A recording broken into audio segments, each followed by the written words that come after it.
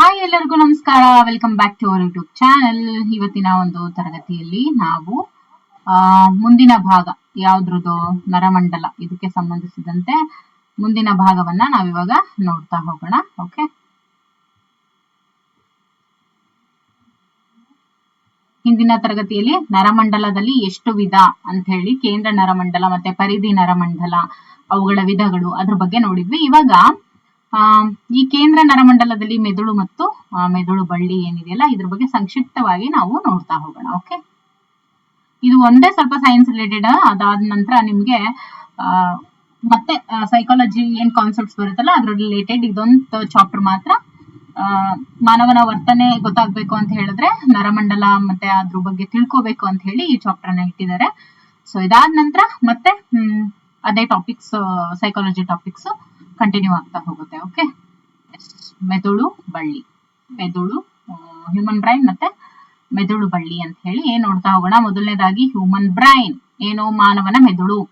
ಶರೀರದ ಇತರ ಅಂಗಗಳಾಗಿರುವಂತಹ ಹೃದಯ, ಶ್ವಾಸಕೋಶಗಳಂತೆ ಮೆದುಳು ಕೂಡ ಶರೀರದ ಒಂದು ಅಂಗ ಅಂತ ಹೇಳಿ ಹೇಳ್ತೀವಿ. ಮಾನವನ ಮೆದುಳು ಸುಮಾರು 3 ಪೌಂಡ್ಗಳಷ್ಟು ತೂಕ ಇರುತ್ತೆ. 3 ಪೌಂಡ್ ಅಷ್ಟು ಮೆದುಳು ತೂಕ ಇರುತ್ತೆ. ಮೆದುಳಿನಲ್ಲಿ 2 ರೀತಿಯ ಕೋಶಗಳು ಇರ್ತವೆ. ಒಂದು ನರಕೋಶ, ಇನ್ನೊಂದು ನರಗಂಟು, ನ್ಯೂರೋಗ್ಲಿಯಾ ಅಂತ ಕರೀತಾರೆ ನರಗಂಟನ್ನ. ಓಕೆ, ಇದು ಮೇಲ್ನೋಟ ಈ ರೀತಿ ಕಾಣುತ್ತೆ. ಡಾರ್ಸಲ್ ವ್ಯೂ ಅಂತ ಹೇಳಿದ್ರೆ ಮೇಲ್ನೋಟ, ಮೆದುಳಿನ ಮೇಲ್ನೋಟ ಈ ರೀತಿಯಾಗಿರುತ್ತೆ. ವೆಂಟ್ರಲ್ ವ್ಯೂ, ಡಾರ್ಸಲ್ ವೆಂಟ್ರಲ್ ಅಂದ್ರೆ ಕೆಳಗಡೆ, ಸೊ ತಳನೋಟ ಈ ರೀತಿಯಾಗಿ ಇರುತ್ತೆ. ನರಕೋಶಗಳು ಅಥವಾ ನರತಂತುಗಳು, ನ್ಯೂರಾನ್ಸ್ ಏನಿದೆಯಲ್ಲ, ಇದು ನರಮಂಡಲದ ಮೂಲ ಅಂಶಗಳೇ ನರತಂತುಗಳು ಅಂತ ಹೇಳ್ತೀವಿ. ನರತಂತುಗಳು ನರಮಂಡಲದಲ್ಲಿ ಸಂದೇಶವನ್ನ ರವಾನಿಸುವಂತಹ ಕೋಶಗಳಾಗಿರ್ತವೆ. ಮೆದುಳಿನಲ್ಲಿ ನರತಂತುಗಳು ಪರಿಸರವನ್ನ ಗ್ರಹಿಸುವ, ಆಲೋಚಿಸುವ ಮತ್ತು ಕಲಿಯುವ ವಿಶಿಷ್ಟ ಗುಣವನ್ನ ಒಳಗೊಂಡಿರ್ತವೆ. ಸಂಶೋಧಕರ ಪ್ರಕಾರ ಮೆದುಳಿನಲ್ಲಿ 100 ರಿಂದ 200 ಬಿಲಿಯನ್ ನರತಂತುಗಳು ಇದೆ ಅಂತ ಹೇಳಿ ಇಲ್ಲಿಯವರೆಗೂ ಅಂದಾಜನ ಮಾಡಿದ್ದಾರೆ. ಓಕೆ, ನರಗಂಟುಗಳು ಅಂತ ಹೇಳಿದಾಗ ಮೆದುಳಿನ ಅರ್ಧದಷ್ಟು ಕೋಶಗಳು ನರತಂತುಗಳಾದ್ರೆ ಉಳಿದರ್ಧಗಳು ನರಗಂಟುಗಳು. ನೋಡಿ, ಒಂದು ಮೆದುಳು ಅಂತ ತಗೊಂಡಾಗ ಅರ್ಧದಷ್ಟು ನರಕೋಶಗಳಿದ್ರೆ ಇನ್ನರ್ಧದಷ್ಟು ನರಗಂಟುಗಳು ಇರ್ತವೆ. ಈ ನರಗಂಟುಗಳು ನರತಂತುಗಳಿಗೆ ಆಧಾರವನ್ನ ಒದಗಿಸುವ ಜೊತೆಗೆ ಪೌಷ್ಟಿಕಾಂಶವನ್ನ ನೀಡುವಂತಹ ಕೋಶಗಳು ಆಗಿರ್ತವೆ. ಮೆದುಳು ಪ್ರಮುಖವಾಗಿ 3 ಕಾರ್ಯಗಳನ್ನ ನಿರ್ವಹಿಸುತ್ತೆ. ಮೊದಲನೇದು ಬೆಳಕು, ಶಬ್ದ, ವಾಸನೆ, ರುಚಿ, ವಸ್ತುಗಳನ್ನ ಜೊತೆಗೆ ಸನ್ನಿವೇಶವನ್ನ ಗ್ರಹಿಸೋ ಕೆಲಸ. ಎರಡನೇದು ಗ್ರಹಿಸಿದಂತ ಮಾಹಿತಿಯನ್ನ ವಿಶ್ಲೇಷಣೆ ಮಾಡಿ ತೀರ್ಮಾನವನ್ನ ಕೈಗೊಳ್ಳುವಂತಹ ಕೆಲಸ. ಮೂರನೇದು ತೀರ್ಮಾನವನ್ನ ಕಾರ್ಯಗತಗೊಳಿಸುವಂತೆ ಸ್ನಾಯುಗಳನ್ನ ನಿಯಂತ್ರಿಸುವಂತಹ ಕೆಲಸ ಕೂಡ ಮಾಡುತ್ತೆ. ಸೊ ಮಾನವನ ಮೆದುಳು ಮೃದು ಮತ್ತು ತೆಳು ಗುಲಾಬಿ ಬಣ್ಣವನ್ನ ಹೊಂದಿದೆ. ಮಾನವನ ಮೆದುಳು ಮೃದು ಮತ್ತು ತುಂಬಾ ಸಾಫ್ಟ್ ಆಗಿ ಇದ್ದು ಜೊತೆಗೆ ತೆಳು ಗುಲಾಬಿ ಬಣ್ಣವನ್ನ ಇದು ಒಳಗೊಂಡಿದೆ. ಇದು ಮಸ್ತಿಷ್ಕ ಕಶೇರು ದ್ರವ ಅನ್ನುವಂಥ ಪೋಷಣೆ ನೀಡುವ ದ್ರವದಲ್ಲಿ ಇದೆ. ಮಸ್ತಿಷ್ಕ ಕಶೇರು ದ್ರವ ಅನ್ನುವಂಥ ಪೋಷಣೆ ನೀಡುವ ದ್ರವದಲ್ಲಿ ಈ ಮೆದುಳು ಕಂಡು ಬರುತ್ತೆ. ಮೆದುಳಿನ ಬಿಲಿಯನ್ ಗಟ್ಟಲೆ ನರತಂತುಗಳು ಹೇಗೆ ಕಾರ್ಯವನ್ನ ನಿರ್ವಹಿಸ್ತವೆ ಅನ್ನೋದು ಒಂದು ಯಕ್ಷ ಪ್ರಶ್ನೆ ಆಗಿದೆ ಅಂತ ಹೇಳಿ ಥಾಮ್ಸನ್ ಮತ್ತು ಓರ್ನಾಸ್ಟೆನ್ ಹೇಳಿದ್ದಾರೆ.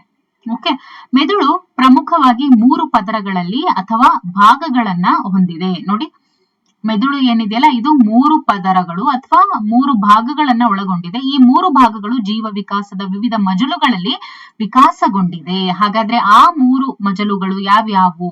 ಓಕೆ, ಆ 3 ಭಾಗಗಳು ಯಾವ್ಯಾವು ಅಂತ ನೋಡೋದಾದ್ರೆ, ತಿರುಳು ಭಾಗ ಅಂದ್ರೆ ಹಳೆಯ ಮೆದುಳು, ಲಿಂಬಿಕ್ ವ್ಯೂಹ ನಂತರ ವಿಕಾಸಗೊಂಡಿದ್ದು, ಮಹಾಮಸ್ತಿಷ್ಕ ಅಂದ್ರೇನು ಸೆರೆಬ್ರಲ್ ಕಾರ್ಟೆಕ್ಸ್ ಅಂತ ಹೇಳ್ತಾರೆ. ಉನ್ನತ ಮಾನಸಿಕ ಪ್ರಕ್ರಿಯೆಗಳ ಕೇಂದ್ರ ಸೆರೆಬ್ರಲ್ ಕಾರ್ಟೆಕ್ಸ್ ಅಂತ ಹೇಳ್ತಾರೆ. ಓಕೆ, ಸೊ ಇದು ಮೆದುಳಿನ ಚಿತ್ರ. ಓಕೆ, ಯಾವ ಒಂದು 3 ಮಜಲುಗಳು ಏನು ಒಳಗೊಂಡಿದೆಯಲ್ಲ ಅದ್ರ ಬಗ್ಗೆ ನಾವು ಇವಾಗ ಯಾವ ರೀತಿ ಒಂದು ವಿವಿಧ ಮಜಲುಗಳಲ್ಲಿ ವಿಕಾಸಗೊಂಡಿದೆ ಅದರ ಒಂದು ಮೊದಲನೇ ಹಂತ ಯಾವುದು ಅಂತ ಹೇಳಿದ್ರೆ ಹಳೆಯ ಮೆದುಳು, ತಿರುಳು ಭಾಗ ಅಂತ ಕರೀತಾರೆ ಅದನ್ನ. ಹಳೆಯ ಮೆದುಳು ಅದನ್ನ ತಿರುಳು ಭಾಗ ಅಂತ ಕೂಡ ಕರೀತಾರೆ. ಸೊ ಅದನ್ನ ಈಗ ನಾವು ನೋಡ್ತಾ ಹೋಗೋಣ. ನೋಡಿ, ಮೆದುಳು ಬಳ್ಳಿಯ ಮೇಲ್ತುದಿಯನ್ನ ಮೆದುಳಿನ ಕಾಂಡ ಅಂತ ಹೇಳಿ ಕರೀತಾರೆ. ಮೆದುಳು ಬಳ್ಳಿಯ ಮೇಲ್ತುದಿ ಏನಿರುತ್ತಲ್ವಾ ಅದನ್ನ ಮೆದುಳಿನ ಕಾಂಡ ಅಂತ ಕರೀತಾರೆ. ವಿಕಾಸದ ದೃಷ್ಟಿಯಿಂದ ಮೆದುಳಿನ ಅತಿ ಹಳೆಯ ಭಾಗವೇ ಮೆದುಳಿನ ಕಾಂಡ. ಮೆದುಳಿನ ಕಾಂಡದಿಂದ ಹೊರಡುವಂತ ಏರುಮುಖ ಹಾಗೂ ಇಳುಮುಖ ನರಗಳು ಮೆದುಳು ಮತ್ತು ದೇಹಗಳ ನಡುವೆ ಸಂಪರ್ಕವನ್ನ ಕಲ್ಪಿಸ್ತವೆ. ಮೆದುಳಿನ ಕಾಂಡದಲ್ಲಿ ಉಸಿರಾಟ, ಹೃದಯ ಬಡಿತ, ಉಷ್ಣತೆ, ಹಸಿವು ಇವೆಲ್ಲವುಗಳಿಗೆ ಸಂಬಂಧಿಸಿದಂತಹ ನರಕೇಂದ್ರಗಳು ಈ ಒಂದು ಮೆದುಳಿನ ಕಾಂಡದಲ್ಲಿ ಇರುತ್ತೆ. ಸೊ ಮೆದುಳಿನ ಕಾಂಡ, ಹಳೆಯ ಮೆದುಳು ಏನಿರುತ್ತಲ್ಲ ನೋಡಿ, ಉಸಿರಾಟ, ಹೃದಯ ಬಡಿತ, ಉಷ್ಣತೆ, ಹಸಿವು ಇವೆಲ್ಲ ಇವುಗಳಿಗೆ ಸಂಬಂಧಿಸಿದಂತಹ ನರಕೇಂದ್ರಗಳು ಅಲ್ಲಿ ಕಂಡು ಬರ್ತವೆ. ಈಗ ಮೆಡುಲ್ಲಾ, ಅದರಲ್ಲಿ ಯಾವ್ದ್ರಲ್ಲಿ ಈ ಹಳೆಯ ಮೆದುಳು ಏನಿದೆ ಅಲ್ವಾ ತಿರುಳು ಭಾಗ, ಅದರಲ್ಲಿ ಮೆಡುಲ್ಲಾ ಅನ್ನೋ ಪಾರ್ಟ್ ಬರುತ್ತೆ. ತಲೆಬುರುಡೆ, ಓಕೆ, ಮೆಡುಲ್ಲಾ ತಲೆಬುರುಡೆ ಒಳಗೆ ಪ್ರವೇಶಿಸಿದಂತೆ ವಿಸ್ತಾರಗೊಂಡಿರುವಂತಹ ಮೆದುಳು ಬಳ್ಳಿಯ ಭಾಗವೇ ಮೆಡುಲ್ಲಾ ಅಂತ ಹೇಳ್ತೀವಿ. ಮೆಡುಲ್ಲಾ ಸುಮಾರು 1.5 ಇಂಚು ಉದ್ದ ಇರುತ್ತೆ. ಇದು ಶರೀರದ ಅನೇಕ ಸಂಕೀರ್ಣ ಕ್ರಿಯೆಗಳನ್ನ ಇದು ನಿಯಂತ್ರಿಸುತ್ತೆ. ಅವುಗಳಲ್ಲಿ ಪ್ರಮುಖವಾದವು ಉಸಿರಾಟ, ಹೃದಯ ಬಡಿತ, ರಕ್ತ ಪರಿಚಲನೆ ಅಂತ ಹೇಳ್ಬೋದು. ನೋಡಿ, ಇದು ಈ ಪಾರ್ಟ್ ಮೆಡುಲ್ಲಾ. ಓಕೆ, ಮೆಡುಲ್ಲಾದ ಇತರ ಕ್ರಿಯೆಗಳು ಅಂತ ಹೇಳಿದ್ರೆ ಅನೈಚ್ಛಿಕ ಪ್ರತಿಕ್ರಿಯೆಗಳು. ಯಾರಾದರೂ ನಮ್ಮ ಕಣ್ಣಿನ ಮುಂದೆ ಕೈ ಆಡಿಸಿದ್ರೆ ಅಥವಾ ಒಂದು ಸೊಳ್ಳೆ ಬಂದ್ರೆ ತಕ್ಷಣ ಕಣ್ಣು ರಪ್ಪೆಯನ್ನ ನಾವು ಮುಚ್ತೀವಿ. ಈ ಪ್ರತಿಕ್ರಿಯೆ ಅನೈಚ್ಛಿಕವಾದುದು ಮತ್ತು ಇದು ಮೆಡುಲ್ಲಾದಿಂದ ನಿಯಂತ್ರಿಸಲ್ಪಡುತ್ತೆ. ನೋಡಿ, ಈ ರೀತಿ ಇರುತ್ತಲ್ವಾ, ಇದನ್ನ ಮೆಡುಲ್ಲಾದಿಂದನೇ ಅದು ಕಂಟ್ರೋಲ್ ಆಗುವಂಥದ್ದು. ವ್ಯಕ್ತಿ ನೇರ ನಿಲ್ಲುವುದು, ನಡೆಯುವುದು ಮುಂತಾದ ಕ್ರಿಯೆಗಳನ್ನು ಸಹ ಮೆಡುಲ್ಲಾ ನಿಯಂತ್ರಿಸುತ್ತೆ. ಮೆದುಳು ಬಳ್ಳಿಯಿಂದ ಬರುವ ನರಗಳು ಹಾಗೂ ಮೆದುಳಿನಿಂದ ಇಳಿಯುವ ನರಗಳು ಇಲ್ಲಿ ಒಂದರ ಮೇಲೊಂದು ಹಾದು ಹೋಗ್ತವೆ, ಕ್ರಾಸ್ ಓವರ್ ಆಗಿ ಒಂದ್ರ ಮೇಲೊಂದು ಹಾದು ಹೋಗ್ತವೆ. ಹಾಗಾಗಿ ಮೆದುಳಿನ ಬಲಭಾಗವು ಶರೀರದ ಎಡಭಾಗದಿಂದ ಬರುವ ಪ್ರಚೋದನೆಗಳನ್ನ ಸ್ವೀಕರಿಸ್ತವೆ. ಸೊ ಅವು ಒಂದ್ರ ಮೇಲೊಂದು ಹಾದು ಹೋಗೋದ್ರ ಕಾರಣ ಮೆದುಳಿನ ಬಲಭಾಗ ಏನಿರುತ್ತೆ ಶರೀರದ ಎಡಭಾಗದಿಂದ ಬರುವಂತ ಪ್ರಚೋದನೆಗಳನ್ನ ಅದು ಸ್ವೀಕರಿಸುತ್ತೆ. ಹಾಗೆ ಮೆದುಳಿನ ಎಡಭಾಗವು ಶರೀರದ ಬಲಭಾಗದಿಂದ ಬರುವಂತ ಪ್ರಚೋದನೆಗಳನ್ನ ಸ್ವೀಕರಿಸುತ್ತೆ, ವೈಸ್ ವರ್ಸ. ಓಕೆ, ಈಗ ಅನುಮಸ್ತಿಷ್ಕ ಅಂದ್ರೇನು? ಸೆರೆಬೆಲ್ಲಮ್ ಅಂತ ಹೇಳ್ತೀವಿ. ಸೆರೆಬೆರಮ್ ಎಲ್ಲಿದೆ? ಸೆರೆಬೆಲಮ್, ಇದು ಮೆಡುಲ್ಲಾ. ಓಕೆ, ಇದು ಸೆರೆಬೆಲಮ್. ಸೊ ಇದು ಮೆಡುಲ್ಲಾ, ಇದು ಸೆರೆಬೆಲಮ್. ಈಗ ಸೆರೆಬೆಲಮ್ ಬಗ್ಗೆ ನಾವು ನೋಡ್ತಾ ಹೋಗೋಣ. ಸೆರೆಬೆಲಮ್ ಏನಿದೆಯಲ್ಲ, ಹಳೆಯ ಮೆದುಳಿನ ಪ್ರಮುಖ ಭಾಗಗಳಲ್ಲಿ ಒಂದು ಅನುಮಸ್ತಿಷ್ಕ ಅಂದ್ರೇನು? ಸೆರೆಬೆಲಮ್. ಇದನ್ನ ಚಿಕ್ಕ ಮೆದುಳು ಅಂತ ಕೂಡ ಕರೀತಾರೆ. ಇದು ಮೆಡುಲ್ಲಾ ಮೇಲ್ಗಡೆ ಮತ್ತು ಪಾನ್ಸ್ ಹಿಂಭಾಗ ಇರುತ್ತೆ. ಇದು ಒಂದು ಮುಷ್ಟಿಯಷ್ಟು ಗಾತ್ರ ಇದು ಒಳಗೊಂಡಿರುತ್ತೆ. ಓಡುವಾಗ, ನಡೆಯುವಾಗ, ನೆಗೆಯುವಾಗ, ಸರ್ಕಸ್ ಮಾಡುವಾಗ, ಶರೀರದ ಸಮತೋಲನವನ್ನ ಕಾಪಾಡಬೇಕಾದ್ರೆ, ಸ್ನಾಯುಗಳ ಕ್ರಿಯೆಯಲ್ಲಿ ಸಮನ್ವಯತೆ ಕಾಪಾಡುತ್ತೆ. ನಮ್ಮ ಅಂಗಾಂಗಗಳ ಚಲನೆ, ಮಾತನಾಡುವಾಗ ಬಾಯಿ, ತುಟಿ, ಕೈ ಮುಂತಾದವುಗಳ ಅರ್ಥಪೂರ್ಣ ಸಮನ್ವಯತೆ ಕಾಪಾಡುವಂತಹ ಕೆಲಸ ಕೂಡ ಅನುಮಸ್ತಿಷ್ಕಕ್ಕೆ ಸೇರಿದೆ, ಮೀನ್ಸ್ ಸೆರೆಬೆಲಮ್ಗೆ ಸೇರಿದೆ. ಇವಲ್ಲದೆ ಅನುಮಸ್ತಿಷ್ಕ ಏನಿದೆಯಲ್ಲ, ಅನೇಕ ಬೌದ್ಧಿಕ ಚಟುವಟಿಕೆಗಳಾಗಿರುವಂತಹ ಸಂವೇದನೆಗಳನ್ನು ಕೂಡ ಇದು ವಿಶ್ಲೇಷಿಸುತ್ತೆ, ಸಮಸ್ಯೆ ಬಗೆಹರಿಸುತ್ತೆ, ಮುಂತಾದ ಕಾರ್ಯಗಳನ್ನ ನಿಯಂತ್ರಿಸುತ್ತೆ. ಇದ್ರದ್ದು ಕೆಲಸ ಏನು ಅಂದ್ರೆ ಬ್ಯಾಲೆನ್ಸ್ ಮಾಡೋದು, ಜೊತೆಗೆ ಕಂಟ್ರೋಲ್ ಮಾಡೋದು. ಓಕೆ, ಅನುಮಸ್ತಿಷ್ಕಕ್ಕೆ ಏನಾದ್ರೂ ಹಾನಿ ಆದ್ರೆ ಏನಾಗುತ್ತೆ? ಮನುಷ್ಯನ ನಡೆ, ನುಡಿ, ಹಾವಭಾವಗಳಲ್ಲಿ ಏರುಪೇರಾಗುತ್ತೆ. ನಡೆಯುವಾಗ ಆಗಾಗ ಹತೋಟಿ ತಪ್ತಾನೆ, ಮುಗ್ಗರಿಸಿ ಬೀಳ್ತಾನೆ, ಯಾಂತ್ರಿಕ ನಡೆಯಲ್ಲಿ ಎಡವುತ್ತಾನೆ, ಜೊತೆಗೆ ಸಮನ್ವಯತೆ, ಬ್ಯಾಲೆನ್ಸ್ ಆಗಿ ಏನ್ ಕೆಲಸ ಮಾಡ್ತಾ ಇತ್ತು ಅದನ್ನು ಕೂಡ ಕಳ್ಕೊತಾನೆ. ಪೆನ್ ಹಿಡಿಯೋದಾಗಿರ್ಬೋದು, ಸೂಜಿ ದಾರ ಪೋಣಿಸೋದಾಗಿರ್ಬೋದು, ಸೈಕಲ್ ಓಡಿಸೋದಕ್ಕೆ ಇವೆಲ್ಲವಕ್ಕೂ ಕಷ್ಟಪಡ್ಬೇಕಾಗತ್ತೆ, ಬ್ಯಾಲೆನ್ಸ್ ಮಾಡಕ್ ಆಗಲ್ಲ. ಕೆಲವು ವೇಳೆ ಮಾತನಾಡೋದಕ್ಕೂ ಕೂಡ ತೊದಲ್ತಾನೆ, ಅಥವಾ ಮಾತುಗಳು ಅಸ್ಪಷ್ಟವಾಗಿದ್ದು ಅರ್ಥ ಮಾಡ್ಕೊಳ್ಳೋದಕ್ಕೆ ಕಷ್ಟ ಆಗುತ್ತೆ. ಇಫ್ ಸಪೋಸ್ ಅನುಮಸ್ತಿಷ್ಕ ಸೆರೆಬೆಲಮ್ಗೆ ಏನಾದ್ರೂ ಹಾನಿ ಆದ್ರೆ. ಈಗ ಪಾನ್ಸ್ ನೋಡಿ, ಈಗ ಮೆಡುಲ್ಲಾ ಆಯ್ತು ಅಂಡ್ ಚಿಕ್ಕ ಮೆದುಳು ಅಂತ ಕರೆಯುವಂತ ಸೆರೆಬೆಲಮ್ ಆಯ್ತು. ಈಗ ಪಾನ್ಸ್. ಓಕೆ, ಪಾನ್ಸ್ ಎಲ್ಲಿದೆ? ಇದು ಮೆಡುಲ್ಲಾ. ಓಕೆ, ಇದು ಪಾನ್ಸ್. ಓಕೆ, ಈ ಜಾಗ ಏನಿದೆಯಲ್ಲ, ದಿಸ್ ಇಸ್ ಪಾನ್ಸ್. ಈ ಪಾನ್ಸ್ ಬಗ್ಗೆ ನಾವು ಇವಾಗ ನೋಡ್ತಾ ಹೋಗೋಣ. ಈ ಒಂದು ಮೆದುಳಿನ ಕಾಂಡ, ಬ್ರೈನ್ ಸ್ಟೆಮ್ ಅಂತ ಏನ್ ಕರಿತೀವಿ, ಅದರಲ್ಲಿ 3 ಪಾರ್ಟ್ಸ್ ಬರುತ್ತೆ. ಒಂದು ಮೆಡುಲ್ಲಾ, ಇನ್ನೊಂದು ಪಾನ್ಸ್, ಇನ್ನೊಂದು ಮಿಡ್ ಬ್ರೈನ್ ಅಂತ ಹೇಳಿ. ಓಕೆ, ಈಗ ಪಾನ್ಸ್ ಅಂತ ಅಂದ್ರೆ ಸೇತುವೆ ಅಂತ ಹೇಳ್ತೀವಿ. ಪಾನ್ಸ್ ಒಂದು ರೀತಿ ಮಾಹಿತಿ ವರ್ಗಾಯಿಸುವ ರಿಲೇ ಕೇಂದ್ರದಂತೆ ಕೆಲಸ ಮಾಡುತ್ತೆ. ಸಂವೇದನೆಗಳನ್ನ ಮೆದುಳು ಬಳ್ಳಿಯಿಂದ ಮೆದುಳಿನ ವಿವಿಧ ಭಾಗಗಳಿಗೆ ಮತ್ತು ಮೆದುಳು ಕಳಿಸುವ ಆದೇಶಗಳನ್ನ ಮತ್ತೆ ಮೆದುಳು ಬಳ್ಳಿಗೆ ವರ್ಗಾಯಿಸುವಂತಹ ರಿಲೇ ಕೇಂದ್ರದಂತೆ ಇದು ಕೆಲಸ ಮಾಡುತ್ತೆ.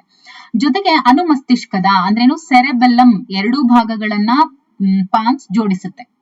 ಕ್ರಿಯಾ ಸಂದೇಶಗಳನ್ನ ವರ್ಗಾಯಿಸೋದಕ್ಕೆ, ಸ್ನಾಯುಗಳ ನಡುವೆ ಸಮನ್ವಯತೆ ಕಾಪಾಡೋದಕ್ಕೆ, ಶರೀರದ ಎಡ ಮತ್ತು ಬಲಭಾಗದ ಚಟುವಟಿಕೆಗಳನ್ನ ಸರಿದೂಗಿಸುವಂತ ಮಧ್ಯವರ್ತಿಯಂತೆ ಕಾರ್ಯನಿರ್ವಹಿಸುತ್ತೆ ಪಾನ್ಸ್. ಅಲ್ಲದೆ ನಿದ್ದೆ ಮಾಡೋದು, ಎಚ್ಚರ ಆಗೋದು, ಇವುಗಳಲ್ಲೂ ಕೂಡ ಪಾನ್ಸ್ ನ ಪಾತ್ರ ಬಹುಮುಖ್ಯವಾಗಿ ಇರುತ್ತೆ. ಪಾನ್ಸ್ ನಮ್ಮ ಒಂದು ಪಾತ್ರ. ಓಕೆ, ಸೊ ಇದಿಷ್ಟು ಏನಾಗಿತ್ತು, ಅನುಮಸ್ತಿಷ್ಕ ಮತ್ತೆ ಮೆಡುಲ್ಲಾ ಮತ್ತೆ ಪಾನ್ಸ್ ಬಗ್ಗೆ ಆಯ್ತು. ಈಗ ಅರ್ಧ ಚಂದ್ರಾಕೃತಿ ಪ್ರಚೋದಕ ವ್ಯೂಹ, ರೆಟಿಕ್ಯುಲಾರ್ ಆಕ್ಟಿವೇಟಿಂಗ್ ಸಿಸ್ಟಮ್ ಅಂತ ಹೇಳ್ತೀವಿ. Okay, reticular activating system. Reticular activating system ಏನಿದು? ರೆಟಿಕ್ಯುಲಾರ್ ಆಕ್ಟಿವೇಟಿಂಗ್ ಸಿಸ್ಟಮ್ ಅಂತ ನೋಡೋದಾದ್ರೆ, ಮೆದುಳಿನ ಮಧ್ಯಭಾಗವನ್ನ ಆಕ್ರಮಿಸಿಕೊಂಡಿರುವಂತಹ ರಚನೆಯೇ ಈ ಪ್ರಚೋದಕ ವ್ಯೂಹ, ಅಂದ್ರೇನು ಆಕ್ಟಿವೇಟಿಂಗ್ ಸಿಸ್ಟಮ್ ಅಂತ ಹೇಳ್ತೀವಿ. ಇದು ನರತಂತುಗಳ ಅತಿ ಸಾಂದ್ರತೆಯನ್ನ ಹೊಂದಿದ್ದು ಮೆದುಳಿನ ಎಲ್ಲಾ ಪ್ರಮುಖ ಭಾಗಗಳ ಜೊತೆ ಇದು ಸಂಪರ್ಕವನ್ನ ಹೊಂದಿದೆ. ಇದು ಮೆದುಳಿನ ಮಧ್ಯದಲ್ಲಿ ಇರೋದ್ರಿಂದ ಮೆದುಳಿನ ಎಲ್ಲ ಭಾಗಗಳ ಜೊತೆ ಸಮನ್ವಯತೆಯನ್ನ ಕಾಪಾಡುತ್ತೆ. ಇದು ಯಾವಾಗಲೂ ಜಾಗೃತವಾಗಿರುತ್ತೆ. ಮೆದುಳಿನ ಇತರ ಭಾಗಗಳು ಪ್ರಚೋದನೆಗೆ ಬೇಗ ಪ್ರತಿಕ್ರಿಯಿಸುವಂತೆ ಇದು ಮಾಡುತ್ತೆ. ಉದಾಹರಣೆಗೆ, ಒಂದು ಜೋರು ಶಬ್ದ ಕೇಳಿದಾಗ ಆ ಶಬ್ದಕ್ಕೆ ಹೇಗೆ ಪ್ರತಿಕ್ರಿಯಿಸಬೇಕು ಅನ್ನೋದ್ರ ಬಗ್ಗೆ ಈ ಒಂದು ಪ್ರಚೋದಕ ವ್ಯೂಹ ಶರೀರವನ್ನ ಸಿದ್ಧಗೊಳಿಸುತ್ತೆ. ಅನಗತ್ಯ ಮಾಹಿತಿಯನ್ನ ಡಿಲೀಟ್ ಮಾಡುತ್ತೆ, ಮುಖ್ಯವಾದ ಮಾಹಿತಿಗಳನ್ನ ಚೆನ್ನಾಗಿ ಸ್ಟೋರ್ ಮಾಡ್ಕೊಳ್ಳುತ್ತೆ, ಜೊತೆಗೆ ಸಂಬಂಧಪಟ್ಟ ಭಾಗಗಳಿಗೆ ರವಾನಿಸುತ್ತೆ, ಮುಂತಾದ ಕೆಲಸಗಳನ್ನು ಕೂಡ ಇದು ನಿರ್ವಹಿಸುತ್ತೆ. ಜೊತೆಗೆ ನಿದ್ರಿಸುತ್ತಿರುವಾಗ ನಿದ್ರೆಗೆ ಭಂಗ ಉಂಟು ಮಾಡುವಂತ ಅನೇಕ ಪ್ರಚೋದನೆಗಳನ್ನು ಕೂಡ ಇದು ಹೊರಗಡೆ ಹಾಕುತ್ತೆ. ಅನೇಕ ಪ್ರಚೋದನೆಗಳು ಏಕಕಾಲದಲ್ಲಿ ಜ್ಞಾನೇಂದ್ರಿಯಗಳನ್ನ ಪ್ರಚೋದಿಸುವಾಗ ಅವುಗಳಲ್ಲಿ ಮುಖ್ಯವಾದುದರ ಕಡೆ ಮಾತ್ರ ಗಮನ ನೀಡುವಂತೆ ಪ್ರಚೋದಕ ವ್ಯೂಹವು ನರಮಂಡಲವನ್ನ ಸಿದ್ಧಗೊಳಿಸುತ್ತೆ.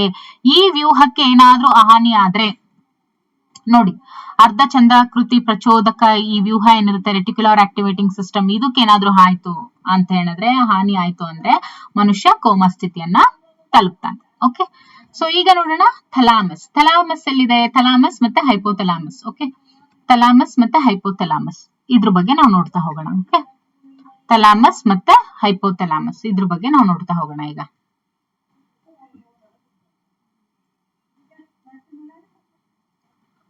ಮೆದುಳಿನ ಕಾಂಡದ ಮೇಲ್ಭಾಗದಲ್ಲಿ ಈ ಒಂದು ಥಲಾಮಸ್ ಕಂಡು ಬರುತ್ತೆ. ಇದು ಮೊಟ್ಟೆಯಾಕಾರದ 2 ಗುಂಪು ನರಕೋಶಗಳನ್ನ ಹೊಂದಿದೆ. ಥಲಾಮಸ್ನ ಒಂದು ಭಾಗ ಮಾಹಿತಿ ರವಾನಿಸುವ ಅತಿ ಚಟುವಟಿಕೆಯ ಕೇಂದ್ರ ಆಗಿದ್ರೆ, ಜ್ಞಾನೇಂದ್ರಿಯಗಳಿಂದ ಬರುವಂತಹ ಮಾಹಿತಿಯನ್ನ ಮೆದುಳಿನ ಸಂಬಂಧಪಟ್ಟ ಭಾಗಗಳಿಗೆ ಕಳಿಸುವ ಕೆಲಸ ಮಾಡುತ್ತೆ. ಓಕೆ, ಒಂದು ಪಾರ್ಟ್. ಇನ್ನು ಥಲಾಮಸ್ನ ಇನ್ನೊಂದು ಭಾಗ ನಿದ್ರೆ ಮಾಡೋದು, ಎಚ್ಚರಗೊಳ್ಳುವುದನ್ನ ನಿಯಂತ್ರಿಸೋದು ಮತ್ತು ಲಿಂಬಿಕ್ ವ್ಯವಸ್ಥೆಯ ಒಂದು ಭಾಗ ಆಗಿದೆ. ಇನ್ನು ಹೈಪೋಥಲಾಮಸ್ ಏನಿದೆ, ಇದು ಥಲಾಮಸ್ನ ಕೆಳಗೆ ಇರುವ ಭಾಗ. ಓಕೆ, ಥಲಾಮಸ್ನ ಕೆಳಗೆ ಇರುವ ಭಾಗ. ಮೆದುಳು ಕಾಂಡದ ಮೇಲ್ಭಾಗ ಇರೋದು ಥಲಾಮಸ್. ಥಲಾಮಸ್ನ ಕೆಳಗಡೆ ಇರುವಂತ ಚಿಕ್ಕ ಭಾಗನೇ ಹೈಪೋಥಲಾಮಸ್. ಇದು ಒಂದು ಬೆರಳು ತುದಿಯಷ್ಟು ಗಾತ್ರ ಇರುತ್ತೆ ಅಷ್ಟೇ.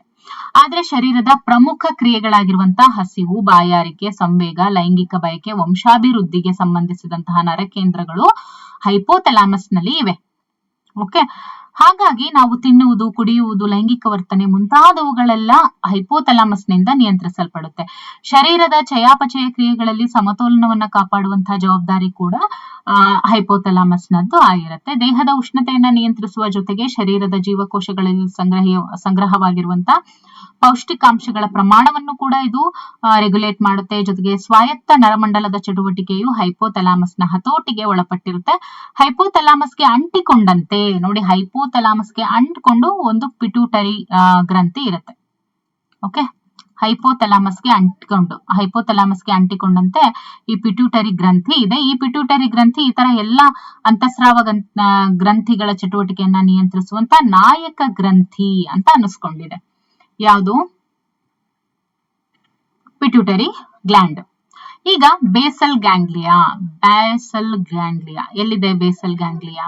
ಇಲ್ಲಿದೆ, ಹೌದಲ್ವಾ? This is basal ganglia. Okay, ಅದ್ರ ಬಗ್ಗೆ ಈಗ ನೋಡ್ತಾ ಹೋಗೋಣ. ಬೇಸಲ್ ಗ್ಯಾಂಗ್ಲಿಯಾ ಏನಿದೆ, ಥಲಾಮಸ್ನ ಎಡ ಮತ್ತು ಬಲಭಾಗಕ್ಕೆ ಇರುವ ನರಕೋಶಗಳ ಗುಂಪನ್ನ ಬೇಸಲ್ ಗ್ಯಾಂಗ್ಲಿಯಾ ಅಂತ ಕರೀತಾರೆ. ಪಾರ್ಕಿನ್ಸನ್ಸ್ ಕಾಯಿಲೆ ಇರುವವರಲ್ಲಿ ಇದಕ್ಕೆ ಹಾನಿಯಾಗುವುದರಿಂದ ಶರೀರದ ಅಂಗಾಂಗಗಳ ಚಲನೆ ಹತೋಟಿ ಕಳೆದುಕೊಳ್ಳುತ್ತೆ. ಬೇಸಲ್ ಗ್ಯಾಂಗ್ಲಿಯಾ ನೇರವಾಗಿ ಅಂಗಾಂಗಗಳ ಚಲನೆಯನ್ನ ನಿಯಂತ್ರಿಸುವುದಿಲ್ಲ. ಇತರೆ ಸಂಕೀರ್ಣವಾದ ವರ್ತನೆಗಳನ್ನ ಸಹ ಬೇಸಲ್ ಗ್ಯಾಂಗ್ಲಿಯಾ ನಿಯಂತ್ರಿಸುತ್ತೆ. ಓಕೆ,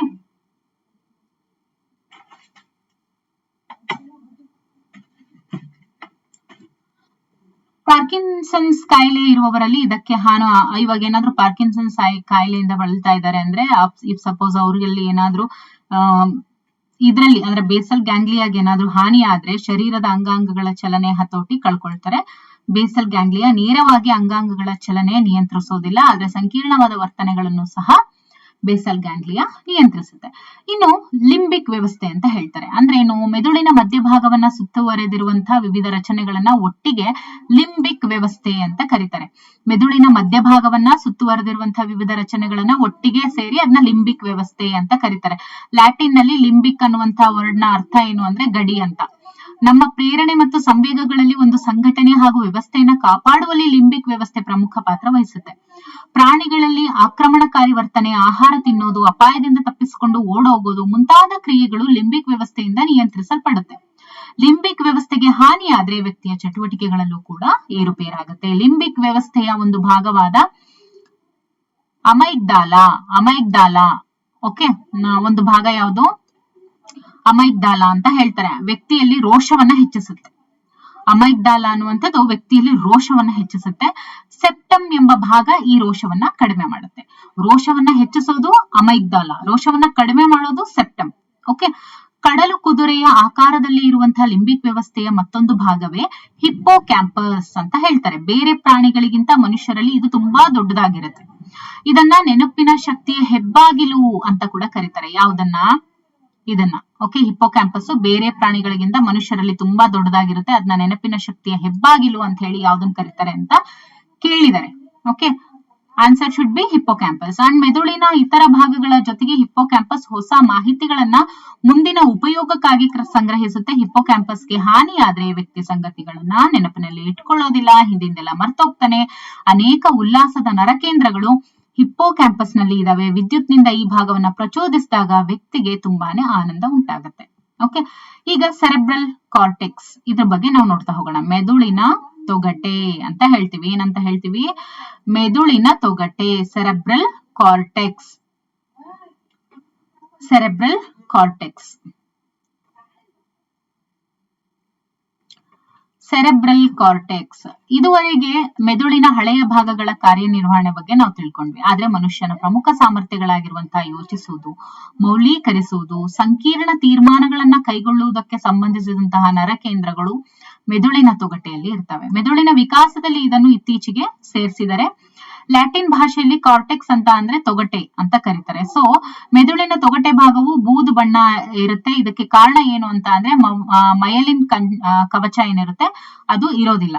ನರತಂತುಗಳು ಇಲ್ಲಿ ದಟ್ಟವಾಗಿ ಇರ್ತವೆ. ಆದ್ದರಿಂದ ಇದನ್ನ ಬೂದು ವಸ್ತು ಅಂತ ಕೂಡ ಕರೀತಾರೆ. ಯಾವ್ದನ್ನ? ಸೆರೆಬ್ರಲ್ ಕಾರ್ಟೆಕ್ಸ್ ಅನ್ನ. ಮಹಾಮಸ್ತಿಷ್ಕದ ಒಳಭಾಗವು ಮಯಲಿನ್ ಕವಚ ಹೊಂದಿರುವಂತಹ ನರತಂತುಗಳಿಂದ ಕೂಡಿದೆ. ಆದ್ದರಿಂದ ಈ ಭಾಗ ಬಿಳಿಯ ಭಾಗವನ್ನ ಒಳಗೊಂಡಿದೆ. ಇನ್ನು ಮಹಾಮಸ್ತಿಷ್ಕ, ಸೆರೆಬ್ರಮ್. ಓಕೆ, ಮಹಾಮಸ್ತಿಷ್ಕ ಸೆರೆಬ್ರಮ್ ಅಂತ ಹೇಳ್ತೀವಿ.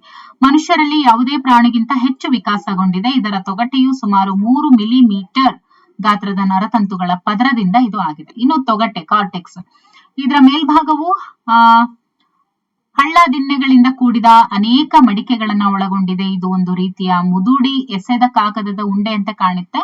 ದಿಣ್ಣೆಗಳನ್ನ ಗೈರಸ್ ಅಂತ ಕರೀತಾರೆ. ಹಳ್ಳಗಳನ್ನ ಸುಲ್ಕಸ್ ಅಂತ ಹೇಳಿ ಕರೀತಾರೆ. ತುಂಬಾ ಆಳವಾದ ಹಳ್ಳಗಳನ್ನ ಕಮರಿಗಳು ಅಂತ ಹೇಳಿ ಕರೀತಾರೆ. ಇಂತಹ ದಿಣ್ಣೆ ಹಳ್ಳಗಳು ಉಂಟಾಗಿರೋದ್ರಿಂದ ಹೆಚ್ಚು ಹೆಚ್ಚು ನರತಂತುಗಳು ನೆಲೆಗೊಳ್ಳಲು ಅವಕಾಶ ಆಗುತ್ತೆ. ಈ ದಿಣ್ಣೆ ಹಳ್ಳಗಳಿಂದ ಕೂಡಿದ ಮೆದುಳಿನ ಭಾಗವೇ ಮೆದುಳಿನ ತೂಕದ 80% ತೂಕವನ್ನ ಇದು ಒಳಗೊಂಡಿರುತ್ತೆ. ಮೆದುಳಿನ ತೊಗಟೆ ಭಾಗವನ್ನ ಸಮತಟ್ಟು ಮಾಡಿ ಹಾಸಿದ್ರೆ ಇದು ಸುಮಾರು 2 ಚದರ ಅಡಿಯಷ್ಟು ಕ್ಷೇತ್ರವನ್ನ ಇದು ಒಳಗೊಂಡುತ್ತೆ. ಇನ್ನು ಮೆದುಳಿನ ತೊಗಟೆಯಲ್ಲಿ ಅತಿ ಸಾಂದ್ರವಾದ ನರಕೋಶಗಳು ಇರ್ತವೆ, ಮಾಹಿತಿಯನ್ನ ವ್ಯವಸ್ಥೆಗೊಳಿಸ್ತವೆ ಮತ್ತು ಅನುಕ್ರಿಯೆಯನ್ನ ಆರಂಭಿಸುವ ಭಾಗವಾಗಿ ಕೂಡ ಮೆದುಳಿನ ತೊಗಟೆ ಕಾರ್ಯವನ್ನ ನಿರ್ವಹಿಸುತ್ತೆ. ನೋಡಿ, ಈ ರೀತಿ ಕಾಣುತ್ತೆ. Okay, cerebral cortex. ಓಕೆ,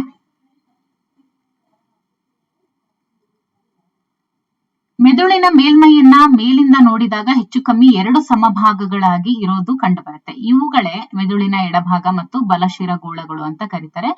ಎಡಶಿರಗೋಳ ಏನಿರುತ್ತೆ ಶರೀರದ ಬಲಭಾಗದ ಅಂಗಾಂಗಗಳ ಚಟುವಟಿಕೆಗಳನ್ನ ನಿಯಂತ್ರಿಸುತ್ತೆ. ಬಲಶಿರಗೋಳ ಎಡಭಾಗದ ಅಂಗಾಂಗಗಳ ಚಟುವಟಿಕೆಗಳನ್ನ ನಿಯಂತ್ರಿಸುತ್ತೆ. ಈ 2 ಗೋಳಗಳು ತಳಭಾಗದಲ್ಲಿ ಕಾರ್ಪಸ್ ಕೆಲಸಮ್, ಓಕೆ, ಕಾರ್ಪಸ್ ಕೆಲಸಮ್ ಎಂಬ ನರತಂತುಗಳಿಂದ ಸಂಪರ್ಕವನ್ನ ಹೊಂದಿದೆ. ಕಾರ್ಪಸ್ ಕೆಲಸಮ್, ಓಕೆ, ಅದರಿಂದ ಅದು ಸಂಪರ್ಕವನ್ನ ಹೊಂದಿದೆ. ಇಷ್ಟು. ಓಕೆ, ಇನ್ನು ಮೆದುಳಿನ ಕಾರ್ಯಚಟುವಟಿಕೆಗಳನ್ನ ಅರ್ಥ ಮಾಡ್ಕೋಬೇಕು ಅಂತ ಹೇಳಿದ್ರೆ ಸಂಶೋಧಕರು ಮೆದುಳಿನ ಶಿರಗೋಳಗಳ ಮೇಲ್ಮೈಯನ್ನ 4 ಭಾಗಗಳಾಗಿ ಅಥವಾ 4 ಪಾಲಿಗಳಾಗಿ ವಿಂಗಡಿಸಿದ್ದಾರೆ. ಅದು ಲಲಾಟ ಪಾಲಿ, ಅನುಕಪಾಲ ಪಾಲಿ, ಶಂಖಪಾಲಿ ಮತ್ತೆ ಪಾರ್ಶ್ವಪಾಲಿ, frontal lobe, parietal lobe, occipital lobe ಮತ್ತೆ ಟೆಂಪೋರಲ್ ಲೋಬ್ ಅಂತ ಹೇಳಿ. ಇದಾದ್ಮೇಲೆ ನಾವು ಎಡ ಮತ್ತು ಬಲಭಾಗದ ಮೆದುಳಿನ ಮಹತ್ವವನ್ನ ನಾವು ತಿಳ್ಕೊತೀವಿ. ಓಕೆ, ಇದಾದ ನಂತರ ಮೆದುಳು ಬಳ್ಳಿ ಅಥವಾ ಬೆನ್ನು ಹುರಿ ಇದ್ರ ಬಗ್ಗೆ ನಾವು ನೋಡ್ತಾ ಹೋಗ್ತೀವಿ. ಓಕೆ, ಇದಾದ್ಮೇಲೆ ಪರಿಧಿ ನರಮಂಡಲ ಅಂತ ಬರುತ್ತೆ. ಓಕೆ, ಸೊ ಇಷ್ಟು ಸಾಕು. ನಾವು ಮುಂದಿನ ತರಗತಿಯಲ್ಲಿ ಇದ್ರ ಬಗ್ಗೆ ನಾವು ನೋಡ್ತಾ ಹೋಗೋಣ. ಓಕೆ,